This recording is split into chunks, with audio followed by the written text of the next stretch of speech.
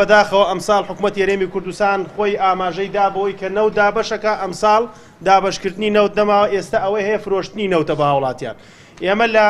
لە مانگی نوێ بە نووسراوی ڕسمی داوامان لە وەزارەتی سامانە سروشتیەکان کرد لە ئەنجومەنی پارێزگای سلێمانی وەکو لیژنەی پیشسازی وزە کە هەر ماڵێک دوو بەرمیل نەوتی پێ بدرێ بەرمیلێک نەوت بەبێ بەرامبەر و بەرمیلێک نەوتیش بە کەمتر لە 50,000 دینار لە چواری نوێ بە نووسراوی ڕسمی لە چواری دا بە نووسراوی ڕسمی وڵامی ئێمە دراوەتەوە کە حکوومەتی هەرێمی کوردستان میکانیزمی هەیە بۆ دابشکردنی نەوت. بینیمان دابشکردنی نەوت نەبوو، فرۆشتنی نەوت بوو کە نرخەکەی کرا بە 130,000 دینار و بڕێکی زۆر کەمیش بڕیار دراوە بنێرێ بۆ سونی پارێزگای سلێمانی کە بڕەکەی 90 ملیۆن لیترە لە مەرحەلەی یەکەما بۆ ناو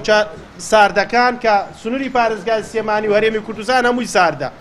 و ئێمە بۆیە لە 20 دا بە نووسراوێکی دیکە داوامان لە وەزارەتی سامانە سروشتیەکان کردوەوە کە ئەو نرخە لە ئاستی گیرفانی هاوڵاتیانە نییە و پێویستە نرخەکەی دابشکێنرێ. ئێستا تازەترین نووسراو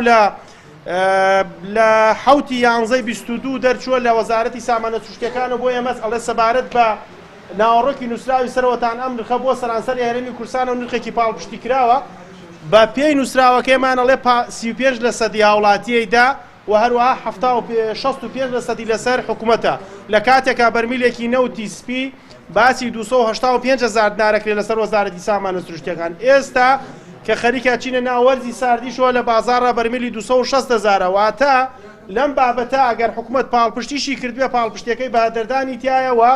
پارەی زیاد خراوەتە سەرم بابەتە. بۆیە ئێمە لە ئەنجومەنی پارێزگای سلێمانی ئەم بابەتە بە نەوت دابشکردن ناوی نابین بە فرۆشتنی نەوتی ناوە بین بە هاوڵاتیان و ئەو داوایشمان کە باسم کردەوەمان کردو نەوت بەبێ بەرامبەر بدرێ بە هاوڵاتی